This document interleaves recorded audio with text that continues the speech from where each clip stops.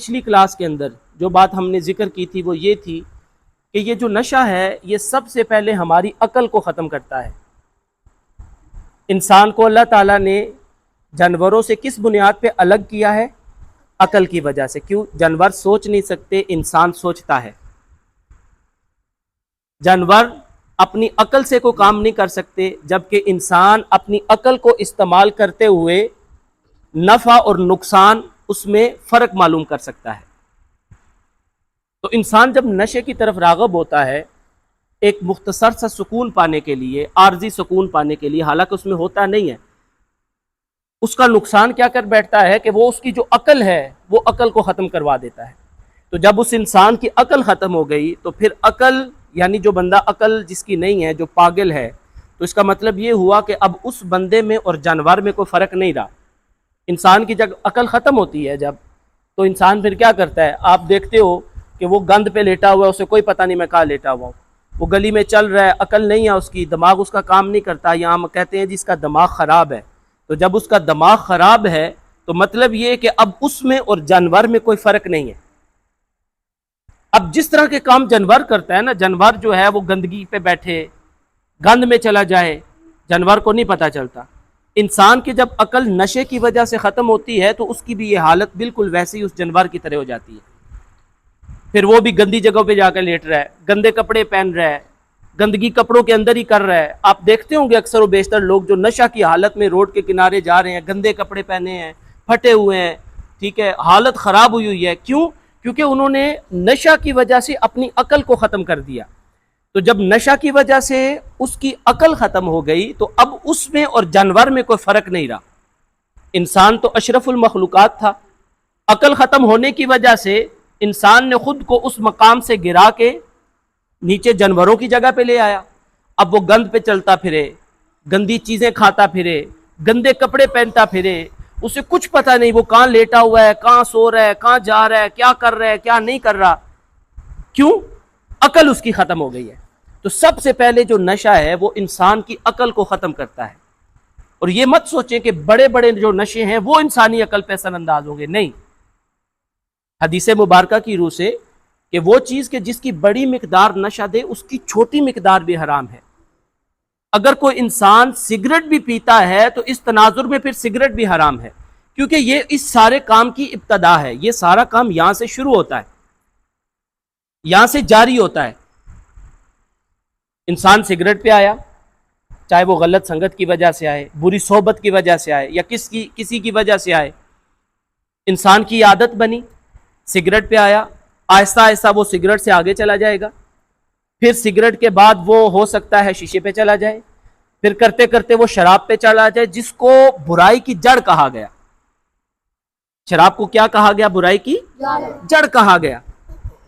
اور شراب پر اللہ تعالیٰ نے لعنت بھیجی ہے۔ شراب پینے والے پر لعنت بھیجی گئی، شراب پلانے والے پر لعنت بھیجی گئی، شراب بیچنے والے پر لعنت بھیجی گئی، شراب خریدنے والے پر لعنت کی گئی، اسی طرح شراب بنانے والے پر لعنت کی گئی ہے، شراب کو لانے لے جانے والے پر لعنت کی گئی ہے۔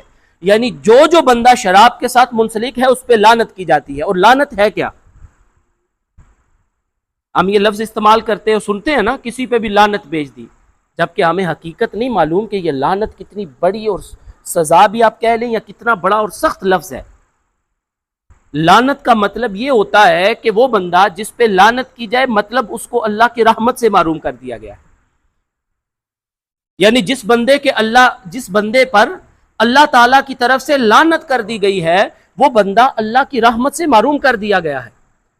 اب اللہ کی طرف سے اس بندے پہ رحمت نازل نہیں ہوتی، تو بندہ جب اللہ کی رحمت سے محروم ہوتا ہے تو سب سے پہلے اس بندے کا سکون چلا جاتا ہے، چاہے اس کے پاس دولت ہے، پیسہ ہے، جائیداد ہے، سب کچھ ہے، دنیا کی ہر آسائش ہے اس بندے کے پاس۔ رب تعالیٰ کی طرف سے جب وہ کسی غلط کام کی وجہ سے لعنت کا مستحق ٹھہرا، سب سے پہلے اس بندے کا سکون چلا جاتا ہے، اس کے اندر سے سکون ختم کر دیا جاتا ہے، اس کے رزق میں برکت ختم کر دی جاتی ہے، اس کے معاملات میں برکت ختم کر دی جاتی ہے، بلکہ برکت اٹھا لی جاتی ہے۔ پھر وہ بندہ اگر توبہ نہ کرے اللہ نے ایک دروازہ رکھا ہوا ہے نا توبہ کا. انسان اگر برائی کی طرف چلا گیا, اسے احساس ہو گیا, سچے دل سے توبہ کرے, اللہ رب العزت کی بارگاہ کی طرف رجوع کرے, اللہ تعالیٰ اسے معاف کر دیتا ہے. پہلا رستہ تو یہ ہے کہ وہ توبہ کرے اور توبہ کر کے واپس اپنے آپ کو راہ راست پہ لے کے آئے. لیکن اگر وہ پھر بھی توبہ نہیں کرتا, سکون تو جو کہ اس کا اٹھ چکا ہے, اب وہ اس سکون کی تلاش میں مزید اس نشہ کے اندر گرتا چلا جاتا ہے, مزید اس نشے کے اندر پھنستا چلا جاتا ہے. اسی لیے اس پہ لعنت کی گئی ہے, شراب پہ لعنت کی گئی ہے, اور تمام برائیوں کی جڑ اس کو کہا گیا ہے. ہمیں بچنے کا حکم ہے, نشے کی کوئی بھی چیز ہے اسے بچنے کا حکم ہے. شراب لوگ استعمال کرتے تھے. آقا علیہ الصلوۃ والسلام نے جب اعلان نبوت فرمایا نا, اس وقت لوگ شراب استعمال کرتے تھے. ہر ایک نے اپنے اپنے گھروں میں مٹکے رکھے ہوتے تھے شراب کے, لیکن ہے تو غلط چیز نا. اب چونکہ لوگوں کی عادت تھی, اب اس عادت کو ختم کرنا تھا. اللہ تعالیٰ کی ذات نے ایک دم حکم نازل نہیں فرمایا, یعنی شراب بند کر دی جائے, ختم کر دی جائے, حرام ہو گئی ہے, نہیں. جب کسی کی عادت کسی چیز سے چھڑوانی ہو نا, تو وہ درجہ بدرجہ چھڑائی جاتی ہے. ایک دم آپ کسی کی عادت کو ختم نہیں کر سکتے. ایک بندہ ہے, اس کو عادت لگ گئی ہے, لت لگ گئی ہے, آپ چاہیں کہ اب اسے ایک دم سے چھڑوا لی جائے, مار مار کے اس کی ہڈیاں توڑ دی جائیں, نہیں, ایسے نہیں ہوتا, ایسے وہ نہیں چھوڑتا. درجہ بدرجہ چھڑوائی جاتی ہے, اور یہ ہمیں قرآن سکھاتا ہے.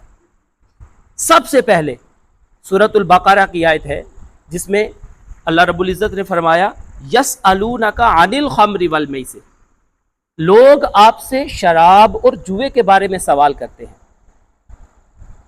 سب سے پہلے قرآن میں اس طرح ذکر ہے یسألونک عن الخمر والمیسر قل فیہما اسم کبیر, فرما دیجئے کہ اس میں بہت بڑا گناہ ہے. لوگوں سے کہہ دیں کہ اس شراب کے اندر بہت بڑا گناہ ہے. وَمَنَافِعُ لِلنَّاسِ وَإِثْمُهُمَا أَكْبَرُ مِن نَفْعِهِمَا, حالانکہ اس میں لوگوں کے لیے نفع ہے, فائدہ ہے, لیکن ان لوگوں کو بتا دیں کہ اس کا نفع اور اس نفع کا گناہ جو ہے وہ اس نفع سے کئی گنا بڑھ کر ہے. جب یہ پہلا حکم آیا نا, تو اب لوگوں کے ذہنوں میں یہ بات آ گئی, منع نہیں کی, ابھی تک منع نہیں ہوئی تھی, بیٹا نہ کرے نہ کرے, ابھی تک منع نہیں ہوئی تھی, لیکن لوگوں کے ذہنوں میں یہ بات آ گئی کہ یہ ہے کوئی غلط چیز, کہ جس کے بارے میں ہمیں کہا گیا کہ یہ بہت بڑا گناہ ہے. دل میں تھوڑی سی, ذہنوں میں تھوڑی سی نفرت پیدا ہوئی, پتہ چل گیا کوئی غلط چیز ہے. ٹھیک ہے, اب چونکہ جس کا جتنا ایمان پختہ تھا وہ اس نے خود کو اس سے اتنا دور کرنا شروع کر دیا کہ یار یہ استعمال نہیں کرنی. اللہ تعالیٰ نے قرآن میں اس کے بارے میں کہا ہے کہ یہ بہت بڑا گناہ ہے. اب لوگوں کے اندر جب اس کے لیے تھوڑی سی نفرت پیدا ہوئی, کچھ ٹائم گزرتا ہے, لوگ ذہنی طور پہ اپنے آپ کو تیار کر لیتے ہیں کہ شراب پینا گناہ ہے, گناہ کبیرہ ہے. اب جب دیکھا کہ لوگ ذہنی طور پہ تیار ہو چکے ہیں, ساتھ ہی اگلا حکم آ گیا سورۃ النساء کے اندر, یا ایھا الذین آمنوا لا تقربوا الصلاۃ وانتم سکارى حتى تعلموا, اے ایمان والو نشے کی حالت میں نماز کے قریب بھی مت جاؤ.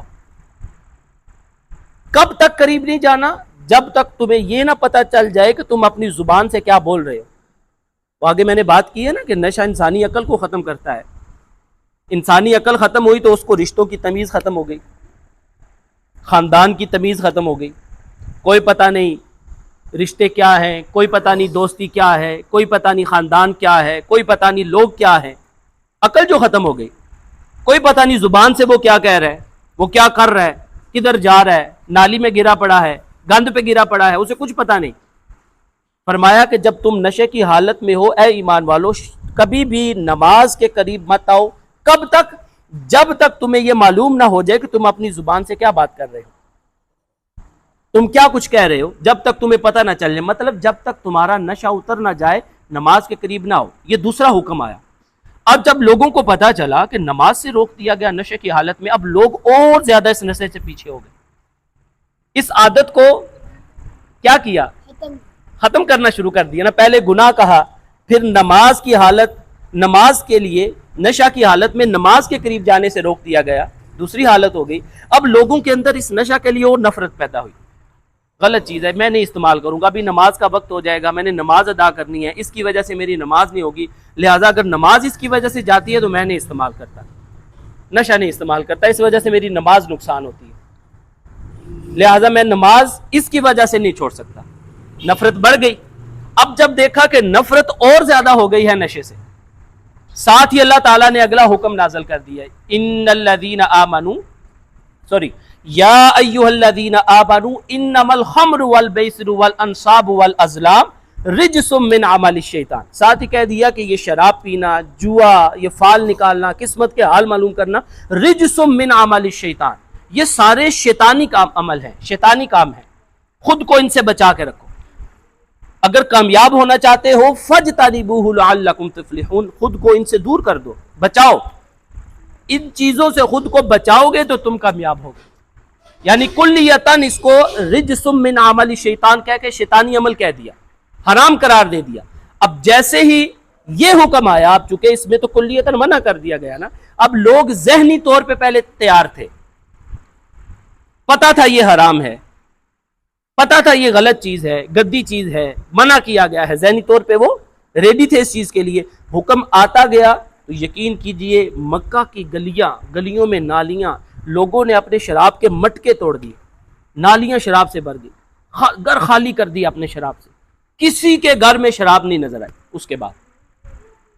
اب یہ درجہ بدرجہ ان کی تربیت تھی کہ آپ اگر کسی سے کوئی برائی چھڑانا چاہتے ہیں تو درجہ بدرجہ اس کو راہ راست کی طرف لے کے آئیں۔ میں نے آگے آپ کو بتایا نا کہ جو یہ عمل کرتا ہے اللہ کی اس پہ لعنت ہوتی ہے، تو لعنت کا مطلب یہ ہے کہ اللہ تعالیٰ کی رحمت اس بندے سے اٹھا لی جاتی ہے، تو جس بندے سے رحمت اٹھا لی گئی اس کا سکون برباد ہو گیا، جب اس کا سکون برباد ہوا تو وہ بندہ پھر یا تو اور زیادہ گناہوں میں گرتا چلا جائے گا سکون کی تلاش میں اور مزید غرق ہو جائے گا، یا پھر اللہ تعالیٰ کی ذات اگر اسے توفیق دے تو توبہ کے رستے توبہ کرتے ہوئے دوبارہ بارگاہ الہی میں آ جائے، اللہ کی بارگاہ کی طرف رجوع کر لے اور توبہ کر کے خود کو اس گناہ سے چھڑا لے اور راہ راست پہ آ جائے۔ تو دیکھیں قرآن مجید نے کس قدر ترتیب کے ساتھ ہمیں ایک ایسا انداز بتایا ہے کہ اگر کوئی بندہ بدقسمتی سے اس لت میں مبتلا ہو گیا تو اس کا یہ طریقہ ہے کہ آپ اس کو آہستہ آہستہ ان چیزوں سے دور کر لیں۔ یہ جو ہم شیشہ استعمال کرتے ہیں فیشن سمجھ کے، یقین کیجئے سب سے زیادہ آج کل کینسر اس کی وجہ سے ہو رہا ہے، اور کینسر کا چونکہ پتہ تو نہیں ہے نا کتنی سخت بیماری ہے، ٹھیک ہے، انسان اندر سے گل جاتا ہے، ختم ہو جاتا ہے، لیکن ہم چونکہ بطور انٹرٹینمنٹ استعمال کرتے ہیں، ہم فن کے طور پہ استعمال کرتے ہیں، اور ہمیں حقیقت نہیں پتا کہ یہ کس قدر نقصان دہ ہے۔ ہم اپنی ذات کے ساتھ ظلم کر رہے ہیں، انسان اپنی جان کے ساتھ ظلم کر رہا ہے، اپنے سکون کے ساتھ ظلم کر رہا ہے، اپنا سکون برباد کر رہا ہے۔ اللہ رب العزت ہمیں توفیق عطا کرے کہ ہم ان چیزوں سے خود کو دور رکھیں اور اللہ رب العزت کے اس رستے کے ساتھ خود کو جوڑے رکھیں۔ وما علینا الا البلاغ المبین۔